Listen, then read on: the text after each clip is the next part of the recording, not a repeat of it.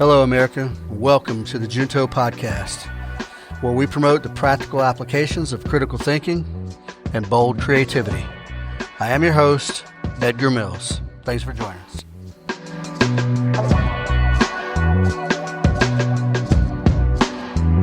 Hello, America, and welcome to episode 34, The REDUX.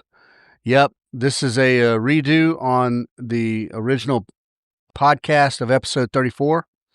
The audio was so horrible that I felt compelled to do it again. So that's what we're doing. So what we're talking about here is we're talking about shortcomings of therapy as it relates to the working man, the lower middle class, working class man who some people may think needs therapy. And we're going to talk about all the reasons how and why that's challenging. So put yourself in these shoes. You're a typical masculine American guy. You're the sole breadwinner for your family, a single income family.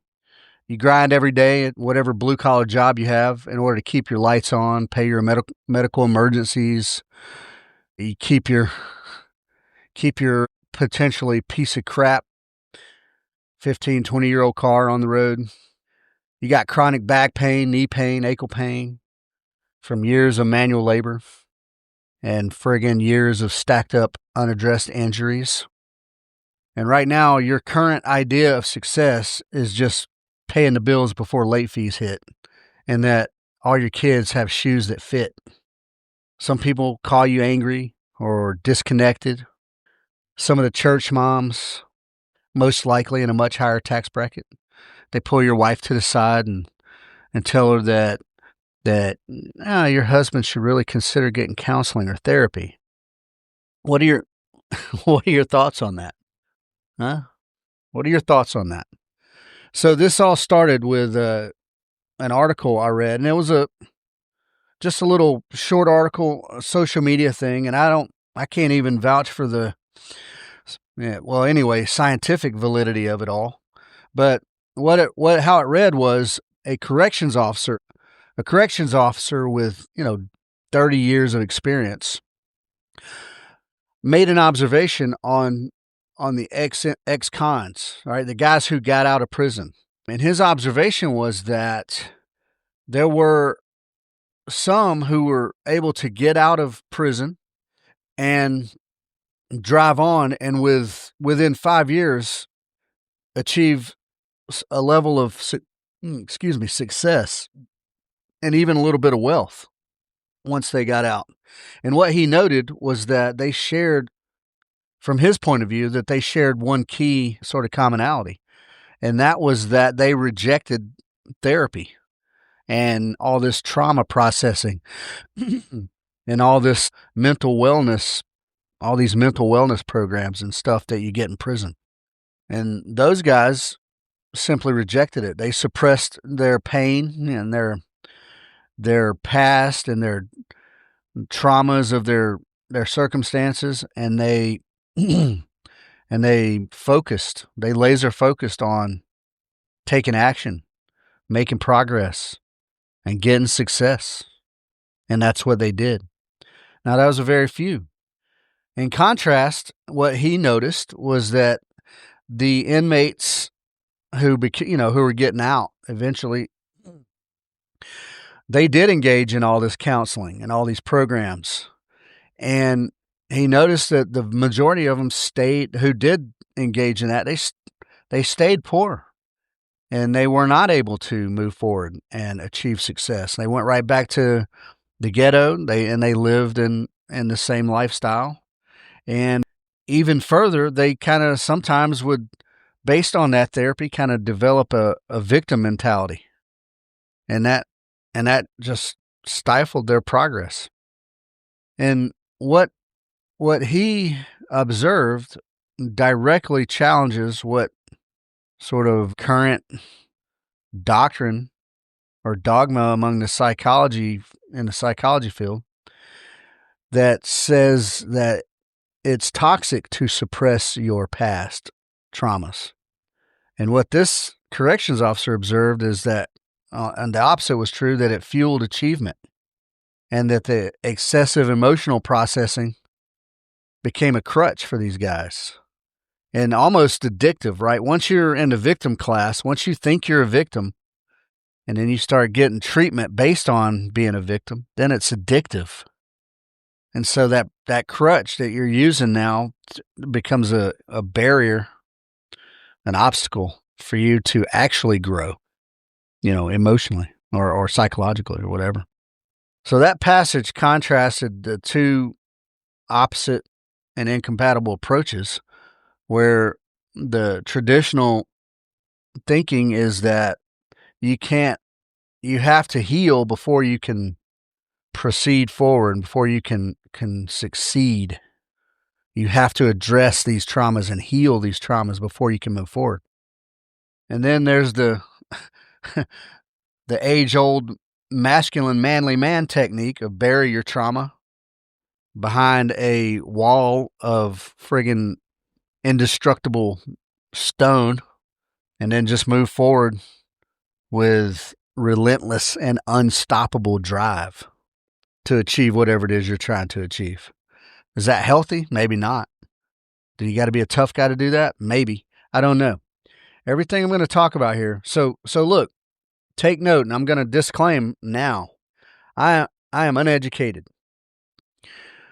I am formally uneducated, and my education solely derives from life experience and all the things that I've witnessed and experienced from my childhood onward. But I do agree with this corrections officer's observation because I live it. That's the way I do it. Is it now? I'm not saying that's right. I'm saying that's the way I do it.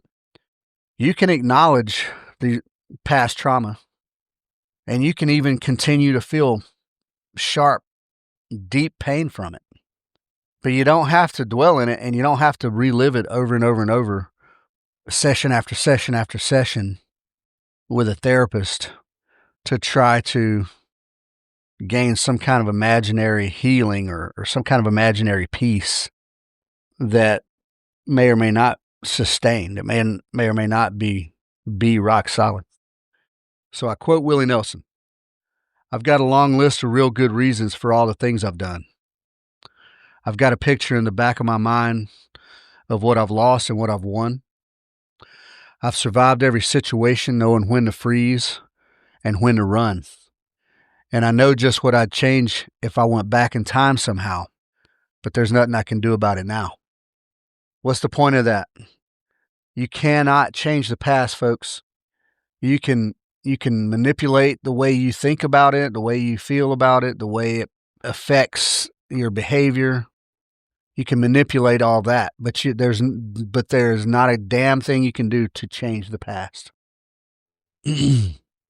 So let's take what that corrections officer posed, and then let's try to see what modern therapy might do or not do for us. It's all about the cognitive behavioral therapy, right? CBT. And it's meant to help you change the way you think about things.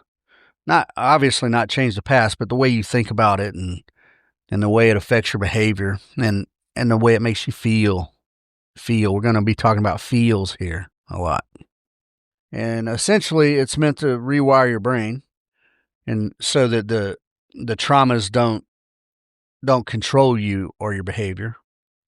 And so that you can identify them and then, I don't know, question if they're true or not. If a thing happened, it happened, but not necessarily if it's true, but if it's still holds validity in your life of any sort. And then take a realistic approach to deal with that. That's what cognitive behavioral therapy is supposed to do. Essentially to change the way we think. And this stuff, so it proposes that by unpacking every old wound and every old trauma, that's how you heal. But I argue this, and I think that corrections officer argued this probably.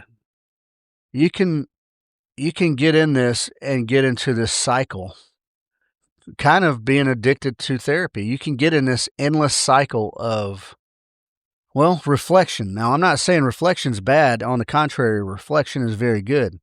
But then you get into this cycle of reflection with this therapist, and to me, instead of moving forward, that you're just kind of just dwelling and regurgitating the past over and over and over. And to me, that technique sort of goes along with, well, you will eventually get better. Well, I don't put any stock in eventually. I think deliberate attack is the way to go on things like that. So I kind of think that all this cognitive behavioral therapy kind of makes you just relive this stuff over and over. And I think it's meant to, so that you can then change the way you think about it. However, I don't put it in anyone else's hands to change the way I think. So, I mean, what if this therapy that all the people are doing out there, what if this therapy secretly holding them back from real progress and real development, emotional development, and more importantly, autonomy? And then what if, or why, not what if, why do you think it clashes so hard with the personality type I described in the beginning? These manly men, these working class manly men. Why does therapy clash so hard with these guys' urge and will and drive to take action as opposed to constantly ponder? So the personality type I'm talking about here is, I would say, I guess, type A personality, masculine, manly man, working class guy, responsible for a family, responsible for things at work, like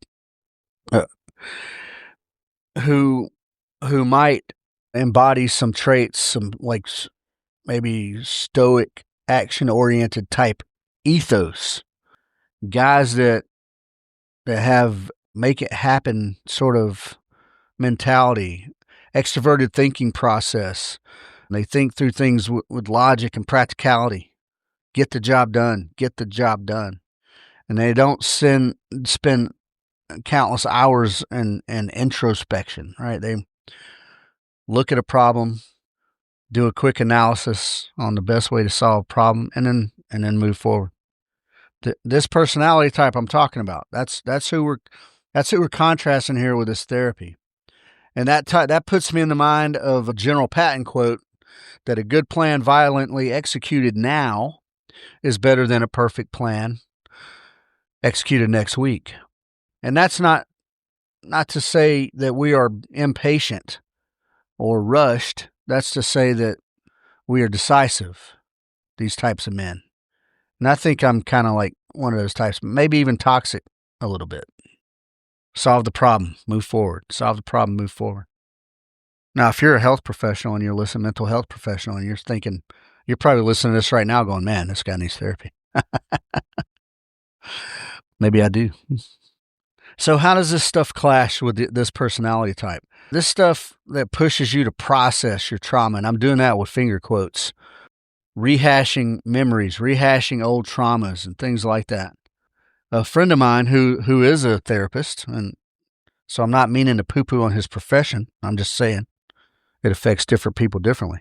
He mentioned EMDR the other day. We were talking about this, and he mentioned that. And that's got something to do with, you deal with these traumas and these negative memories by reprocessing them and doing, crazy eye movements and things like that. Kind of like, and they liken it to like REM sleep, rapid eye, because in your deep sleep, your eyes are moving back and forth and stuff. So somehow that is meant to gradually, eventually,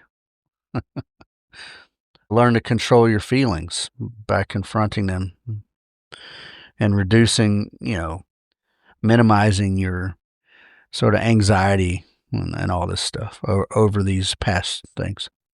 I think that's a trick, personally. a parlor trick. That's what it seems like to me. And a lot of these techniques in this modern psychology here, it kind of puts me in the mind of the catchphrase. You've all heard it: analysis paralysis. I think if you're spending all this time analyzing these things over and over and over and over, and how they make me feel, how do I feel? I mean, guys like me, the personality type I've explained, they reject this. They reject it. And for some of us toxic men, former loners, right? I'm not a loner anymore, but yeah, I was a loner back in the day. Us holdovers from the 70s and 80s, where we grew up with male role models who were just friggin' hard. It's not that we suppress trauma or past bad memories. It's not that at all. It's that we compartmentalize it. We put it in its place and then don't waste energy on it. You put your energy into something productive, whether it's friggin' just everyday survival for the lower economic spectrum there, or if you're building your Fortune 500 company. You ain't got time to sit and dwell in past traumas. And if those past traumas are creating some kind of negative energy, you channel that energy, man, and put it towards something tangible and positive. Just like these ex-cons we talked about, who got success using that technique. That makes more sense to guys like us. It aligns with our personality type. Action over analysis. Using the hardship as fuel rather than excuses. Yeah. Look, I ain't saying therapy is bad. And I'm not saying some people won't benefit greatly from cognitive behavioral therapy. Some people. I'm talking about personality types now. And why does therapy fail for these guys? These guys, you wake up at dawn, you clock in for a shift that barely covers your damn rent. Then you go home, dead tired. Your paycheck barely covers the bills. You're literally one disaster away from friggin' financial ruin. Inflation has just smoked your balls for the past couple years. Pay scale is stagnant. In most working class jobs, pay scale is stagnant, unless you own your own company. And then if you don't own your own company, then you got to worry about job insecurity. There's a lot of things. And yeah, you think, yeah, those guys need they need some kind of positive mental health efforts. But the mental health takes a back seat. You got debt. You got unexpected emergency medical bills. Your car broke down. A survival instinct kicks in, and you got to prioritize putting food on the table over scheduling a $150 therapy session that you don't have time for anyway, because you got to go to your second job so that you can actually pay the bills. Luxury is what that is. That's all it is. It's luxury to be able to have somebody, to sit with somebody for 20, 30 minutes or an hour and talk about your feelings. And for your average guy, he just can't afford it. You could prioritize, you could redo your budget maybe to try to squeeze that in. But then you got to deal with time. And if you're there, where's the kids? What's the wife doing? And for some guys like me, it can be looked at as a little bit like selfish even. Now, that being said, folks, I am not trying to stigmatize therapy. Mental health is very important. And if you're on the cusp of suicide or just a nervous breakdown, I mean, yes, mental wellness is critical. And if the manly man toxic way is not working for you, by all means, seek out therapy. But I'm just trying to point out where it fails us. And then there's trust, man. That's the foundation of anything, a relationship. And how am I going to get effective therapy from a stranger, and then two, just some rando that I don't know what this guy's life is like other than what he presents to me in his office.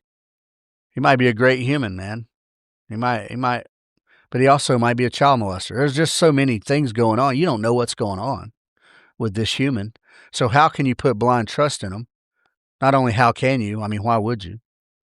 But that trust is necessary for a guy, a manly man, to share anything, but especially like fears and vulnerabilities and, weaknesses. I'm not going to share that with people that I don't know intimately. And then the working class masculine types kind of have a general distrust of therapists and the system anyway. I have a general distrust for the medical system overall, but specifically the mental health system. And that's possibly because as a child, I saw the movie One Flew Over the Cuckoo's Nest. And that probably sits in my subconscious deep and affects the way I think about that. But I have a fundamental problem when a doctor can declare me mentally unfit to walk amongst people in society. If a doctor chooses, a psychologist can, if he can write very specific things on a piece of paper, and the next thing you know, you are involuntarily detained, depending on what he thinks.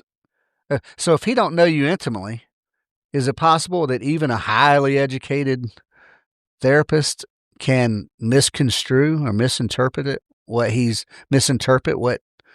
what you have going on your inside? Yeah, the system, distrust of the system, man. That's a big thing. It's a big thing. And then therapy has the potential, to just the environment itself. It can feel very clinical, right? Like, you know how it is when you go into a doctor's office and it's like the lights are harsh, everything's just blah. It's great. It's very similar feeling to walking into a prison. Yeah. Or a YMCA. Yeah, nobody likes that feeling, So for guys like that, man, what's a better option for guys like that? For me, it's confiding in a friend. Imagine your best friend, whoever that is. Take a couple of seconds and sit here and think about your very best friend. And then imagine, okay, man, I got this deep issue. And then you go to your best friend and you lay it out. You say, hey, man, I'm having hard times processing this, whatever it is. I think my wife's cheating on me. I'm having a hard time dealing with my dad's death. It's constantly messing with me. Anything, whatever it is. What do you think that dude's going to do? I'll tell you what he's going to do. He's going to do everything within his power to help you make it right, to help you deal with that situation as best you can. Because he knows, and when I say as best as you can, he knows your strengths and weaknesses already just from being your best friend. He knows that you're apt to anger outbursts. Me and my friend Timmy we used to have a running joke because we were teammates and stuff like that, and we've always worked in close proximity, and the joke was that he was my handler because I was prone to angry outbursts. Yeah, I was an angry guy. I was prone to angry outbursts, and he's a very calm, even-keeled dude, which I got to imagine is part of the reason why we're best friends. Yeah. You think that might work? If not better, at least as good as some therapy? I think so, man. You know why? Because it's a genuine relationship and there's trust. It's organic. The trust is organic. Yeah. It's a naturally occurring trust that builds between two guys that endure some sort of hardship together or have some sort of deeper connection. And you may feel a little vulnerable when you're telling him these things, but you trust because he's your best friend and he knows you better than most people. Yeah. It might be a little embarrassing, but he's going to help me fight through it. I think that is infinitely more valuable than some therapy. And what's another reason? Okay, we talked about there was some sort of the reality of economic status. That's one. And then trusting someone to share the things you need to share. That's another. But and then there's just sort of a general mismatch with the realities of daily life, man. Therapy, going to therapy on a regular basis, assumes that you have the luxury of time, that you have the emotional bandwidth to even process, consider how to heal your inner child or your whatever. But you're too busy, being the provider, man, to indulge in that. It's an indulgence. And let's be realistic about daily life, folks. Like, if the car breaks down, it's got to get fixed. The kids need to get to school, and they need to get back home from school. They need to get to baseball practice. We're trying to help them develop, so they're doing sports, right? They're being around other kids and interacting and doing things. And then if you got a bunch of kids, you got doctor's appointments, or if your wife has, or you even have some kind of chronic illness, you know what I mean? You got doctor's appointments all the time. Those things cut into your life. They stack up. And those aren't optional things, folks. Those are immediate fires that have to be extinguished on a daily basis. And what does that mean? What do we call that? Yeah, we call that life. That's what it's called. That's life. Life happens every day. And sometimes you just can't squeeze therapy into it. It's a luxury that we just literally can't afford. And then on another side of that, another branch of that, even if we can afford it, even if we can make time to get to it, therapy has the potential, as we saw earlier with the inmates, has a potential to reinforce, and if not reinforce, it might even introduce a victim mindset to that versus a resilience mindset. Because we're so busy trying to go over these past traumas. Well, my daddy didn't love me and my uncle molested me and blah, blah, blah. And then we're leaning on that victimhood instead of going, yeah, that happened. It messed with me, but whatever, it's done, it's done, it's done. I'm moving forward. I think therapy has a very real likelihood of introducing that victim mindset to people who might not otherwise have it. I think you're less likely to find some breakthrough in a therapy session, trying to regurgitate and relive and analyze the past versus having a breakthrough and just being present with your family, with your daily life, being productive and being resilient as life requires. That's what life requires of us. We have to be resilient. So yeah, man, is therapy a luxury just for the upper middle class and the rich? Is the only time poor people get therapy via court order after the domestic violence charge or after the DUI? That's when poor people get therapy. Once the judge said you go get therapy or you're going to jail. Yeah. And then you have to make time for that by law. And then when you make time for that, then something else is dropping off. Yeah. Past traumas, whatever they are, whether they're physical or emotional or deep psychological trauma, or even just superficial sort of perceived slights that you've blown out of proportion over time or something. We put that stuff aside in order to prioritize being in the present. Because if we dwell on them, great, we're dwelling on them, but that don't fix the transmission. That don't get the kid to his well baby checkup. So we control what we can right now, and we compartmentalize what we can't. Accept it for what it is, or at minimum, tolerate it for what it is. And you can say, yeah, we suppress. I say compartmentalize the rest of it, right? All the bull crap. We compartmentalize it. Not out of denial, folks. Not out of denial, but out of necessity. Because a human only has so much bandwidth. Yeah, it's not a denial. It's out of necessity. So let's introduce Carl Jung for a moment. His concept of the shadow is very interesting to me. It's very interesting.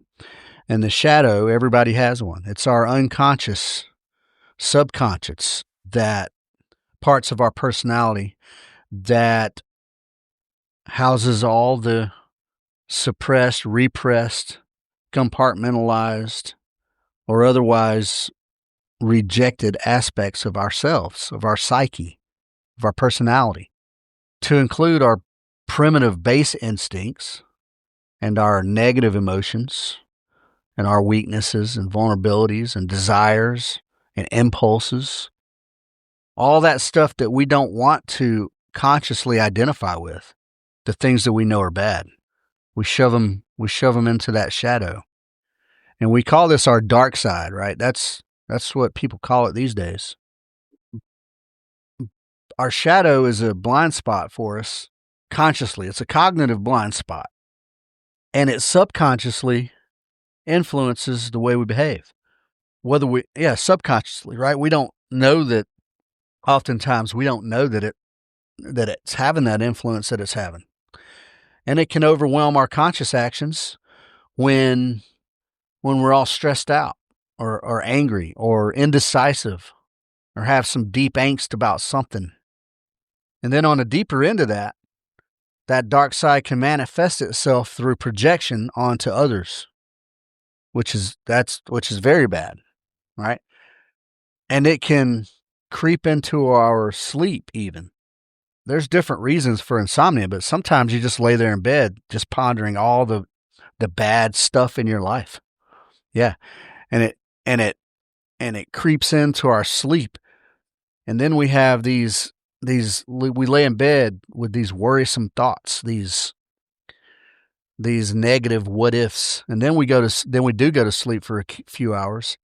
And then we have screwed up, messed up dreams where we can't control what's going on around us, or where we're helpless to stop something bad from going on. Now, I think Jung's philosophy says that we should acknowledge our shadow and even use it a little bit to not guide us, but use it as it's positively usable, but not to over-identify with it, right? Don't let the darkness overtake you and you just become that. But let it integrate into your actions as fuel rather than obstacle, right? As opposed to, the sitting with a therapist and going back and forth with ultimately what amounts to empty words with an overpaid therapist that honestly what I think may be just temporary fixes anyway. Now, I go even further. I say embrace your dark side, good people. Yeah. Learn it intimately. And I mean intimately. And then keep it in its place. Yeah. Use the aspects of your dark side as needed, where they apply, but don't ever let it take control. And the best way to do that is by knowing everything about your darkness. Yeah. Embrace it. Acknowledge it for sure. Do not suppress meaning that you're suppressing it from memory. Embrace it. And this brings to mind the concept of we keep our friends close, but we keep our enemies closer. You can apply that to what I'm trying to say about your dark side. Yeah, keep your goodness close. Be good. Make efforts to be good. And I said this, I want people to think I'm a good guy. Genuinely, I want them to know I'm a good guy. I want to think I'm a good guy. And I want to believe that. I want to believe that I'm a good guy. So I need to be close to my goodness. But for some of us, we know our darkness better than we know our goodness. And that's not wrong. It's not bad, in my opinion, as long as we don't let the darkness take control. As long as we keep it where it belongs. But the more we know it, the more we know when it's creeping in. And the more we know it and the more intimate we are with it, the better we are able to control it and use techniques to mitigate it. Yeah. So the question is to you, good people, what if, amid all the stress and chaos of life, your shadow, your dark side, is actually your secret weapon against all those inner demons that it houses, right? The demons live somewhere. They live in that darkness. They live in that shadow. So you be in control of that house, right? That way the demons can't sneak out on you. You got control. Ultimately, good people, it boils down to this, in my opinion, my uneducated opinion. We all got to take charge of our own mental health and our own emotions, our emotional maturity, and most certainly our behavior within our own home and outside in the public. We got to take charge of it. And I tell you this, accountability is not the domain of your therapist. It's yours and yours alone. So learn how to prioritize life, emotions, then stack those priorities and resolve to move forward. And the things holding you back, the things causing angst, the darkness, hand that stuff off to your shadow. Hand it off. Put it away. Put it in the lockbox. Be mindful that they're in there. Take a good inventory. Know that they exist. And know that they're probably in there plotting. But take purposeful, deliberate steps just to be better. If ex-convicts can do it, so can we. We do life one day at a time, folks. One experience at a time. So use the past pains. We can't completely escape trauma and pain. So use them. Use your failures, your past failures, of which I have many, multitudes of failures stacked up in my life. Use that as fuel to propel you forward, as opposed to an anchor that's just dragging you back, holding you stagnant. And that's how we turn barely surviving into thriving in our daily lives. And we do it on our own terms, not a therapist making us move our eyes side to side and whatnot, and breathing. Ponder these things, folks. This is what I had on my mind. This is what I wanted to share. That article, though short, was fairly compelling to me. I have no scientific study to back up anything that I've just said. Again, it's simply from the mind of Edgar Mills, based on my life experiences. These are the things that I see and the way that I see them. So, yes, I decided to share it. I welcome your feedback, good people. I imagine a few of you out there vehemently disagree with everything I've just said. I'm happy to hear it. I want to hear it. So do comment, and please follow, like, share. Do a review of the show on whatever platform you're listening on. And if you're a mental health professional, school me up. Yeah, school me up. I welcome it. All right, good people. twoteamguys.com. We have a 3-day land navigation course, 5 through 7 December. We got space for 2 more humans on that. Please sign up for it. It's an excellent, in-depth learning experience, and the actual exercise itself is going to be eye-opener and very rewarding. I guarantee it. And then we have the Baby It's Cold Outside match on 20 December. You can get on that. You can find that via ospreyshootingsolutions.com. And then, as always, folks, help a homie.